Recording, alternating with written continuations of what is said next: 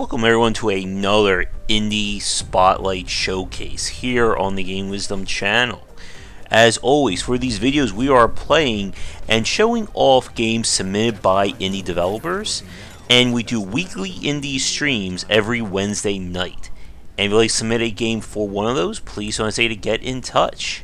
But we are kicking things off with the first-person shooter kind of tower defense game, Artificial Extinction. And this is a game that really likes to pride itself on factoids around its turns. Almost like the Michael Bay military love there. But our story is that it is the far distant future, and AI has grown sentient and is trying to, well, exterminate us. And our mission is to survive on this planet long enough to get evac. And while you're hearing the voices in the background there, the idea is that each level takes place in a very nondescript looking environment, as you can see, and you need to construct resource collectors as well as turrets of varying kinds. Each turret has, of course, a rock, paper, scissors kind of system for what it's best against, as well as a range of coverage. And the game does have one clever idea that I like. The concept is that the AI that's coming to try and kill you is based on threat assessment, so that you need to essentially mask or camouflage yourself with turrets so that they focus on them instead of trying to kill you. While you can use your two-shot style sniper rifle here to kind of finish off the major threats. And your overall goal is to survive long enough for a refueler, or for your turrets to capture enough fuel to then be lifted up and moved on to the next area. And since our play of this game a few months ago on stream, developers have added in more content and done updates to it, which we have not had a chance to look at as a follow-up. Overall, Artificial Extinction, I like some of the basic ideas of it, but it also just feels very generic in terms of kind of what you're doing.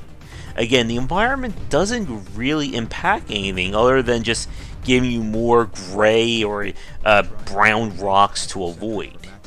The turrets are all just fire and forget or place and forget, and there doesn't seem to be any real greater sense of strategy there. You can upgrade turrets, which is a nice feature, but I don't really get that same sense of thrill as a tower defense game as we do from other examples of the genre. And we play this for, I think it was a good 40 minutes to an hour, and not much seemed to really happen in terms of progress. This feels again like one of those games that once you know what you're doing, you just repeat the same thing again and again for every level, no matter how, military detailed everything is. But with that, we turn from one tower defense game to another. This is Core Defense. And this game's kind of hook is that this is a roguelike tower defense game. And while it may not look like there's a lot here, there's only some potential for its design. So the idea is that we are defending in terms of waves.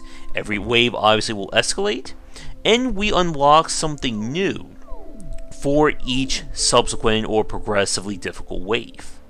The twist is that the unlocks are randomly chosen out of upgrades that we get, and that more become available the better we play or the further that we get, kind of like the Binding of Isaac. So the game itself is trying to hit things in two fronts. You have the tower defense style of laning, setting up proper tower placements and their attack radii, and then you have the roguelike elements of what upgrades are going to be available. How do I pivot during my run based on what upgrades are going to drop? And I really like that concept.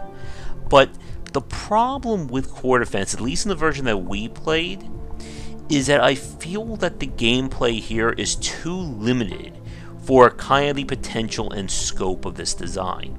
The issue is that there's not enough depth to to how this game plays to really afford yourself a variety of strategies.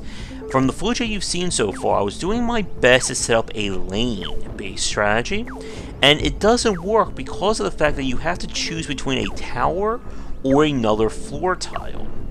And towers themselves all operate on their own without any greater impact from you. And like I said a minute ago, it all comes down to what upgrades drop in terms of your overall strategy. So that if, for instance, you don't get damage upgrades or special effect upgrades that are part of the pool, then you pretty much can't really do much against the enemies that invade. And from an aesthetic standpoint, again, the game looks, I think, a little generic as well. Like, for those of you watching this right now, I'm sure you're probably having a hard time figuring out what does what, or what's even happening other than little guys are exploding.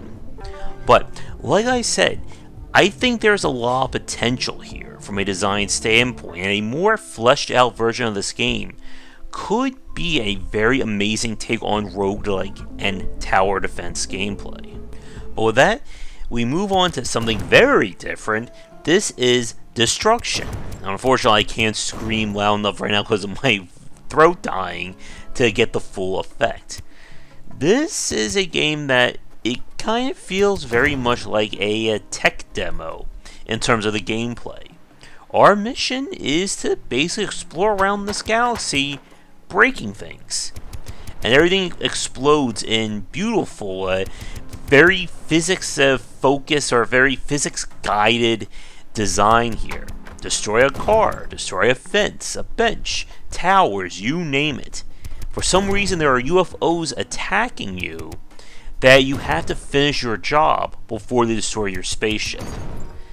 And yeah, that's about it. The game does promote, or it does offer you additional upgrades as you play further in the story, but really this is a game that is designed around one thing and one thing only, and we kind of got tired of it after about, I think, 20 minutes of playing it. And unfortunately, there really wasn't much else to talk about. And with that, let's move on to Gran Guilds. This is a tactical RPG with kind of an emphasis on some form of deck building or CCG aspects to it. And this game definitely showed some promise when we played it on stream. The game is played around as a story involving our characters here, as well as having kind of an open-ended campaign where you can go on side quests for collecting additional resources and upgrading characters. So the system itself is built on, again, the I go, you go, with each side taking their turn one after another. Every character in the game is a unique individual who comes with their own gear and respective cards that they can use. So the lady here is kind of our frontline warrior, while the male wizard here focuses on ice, water-based damage as well as healing. So for each turn, you're able to perform actions based on the amount of AP or action points you have available. And that's kind of like the green circle that you see like in the bottom left hand corner. So many cards and abilities will have synergies that are dependent on the character itself. For instance, she gets a bonus with certain cards if she hits an enemy who is taunted by her. And as you play through, you unlock more characters, and of course things become more and more challenging. Once you finish the opening areas, it becomes this kind of open world style, as you'll be able to decide what characters to take on missions, as well as go a little bit more involved in terms of character progression and choosing what they have access to. So, like we said, each character gets a deck of exclusive cards, and more cards become available as the character levels up and as you unlock things in the main game.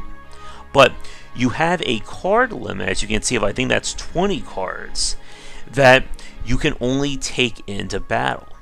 So each character essentially becomes their own build or their own style of deck, which is a really great touch for this game. With that said, I only have a few complaints about. The first is that from a presentation standpoint, while it's definitely not low quality, there are some weird issues. For instance, characters have very generic barks. The character models don't necessarily match the panels or the portraits when they're talking. And we did run into some very weird physics issues during play when characters just be stuck in the same animation, or a character falls through a tree, or things like that. But there didn't seem to be, at least from what we played, a lot in terms of an overall progression or persistence system, other than leveling up your characters and going on these quests. With that said, the game definitely shows some promise, and playing this on the higher difficulty, this game does get quite difficult, as you're going to be outmatched and sometimes outnumbered, as you can see right here, and I kind of felt like I didn't really have the options necessary to even have a chance at winning. But again, that could just simply be having my time learning the game and still being low level in terms of what these characters have available. And I would say if you are looking for another tactical RPG-like game, definitely give Gran Guilds a look. And maybe at some point we'll come back to this game and see how far we can go with it. But with that said, we're going to take a quick break here, and when we come back, we got a few more games to look at for this indie showcase. And now for a quick shout out to our current Game Wisdom supporters and sponsors. Going forward, all Patreon supporters will get early access to our videos. And if you'd like to continue this discussion on game design, be sure to check out our Discord channel, linked down below. If you're looking for more wisdom about game design, be sure to check out my latest offering of books, 20 Essential Games to Study, aimed for first-time developers and students looking for some inspiration for their upcoming games, and Game Design Deep Dive Platformers if you're interested in anything regarding 2D and 3D platforming design. They're both available in print, digital, and wherever books are being sold. We now turn our attention to Moonquest. This is a kind of like a Terraria style game, but focusing more on kind of exploration and finding quests as opposed to the building and survival aspects of that game. And alright, the general concept is that we are having to complete a quest in this procedurally generated world. I believe each area or each node you see on the map is handmade, but I'm not 100% sure on that. And when we start a new game, we are given a mission to accomplish, and it's up to us to figure out how to get to it and solve it. And the game itself is kind of built on that you can kind of do almost anything that you want within the space. You'll find additional items and upgrades as you play, and of course get into fights with lots and lots of nasty enemies. And this is one of those games where the individual game mechanics aren't really that deep or that intricate, but it's designed to kind of hit a lot of different aspects, kind of like Terraria did. My problem is that I wasn't a huge Terraria fan to begin with, and this game didn't really do that much for me.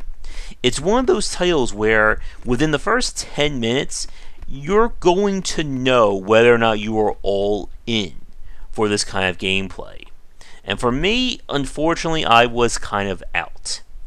My problem was that I felt like the game threw a lot at you, but none of it really feels deep or interesting to play.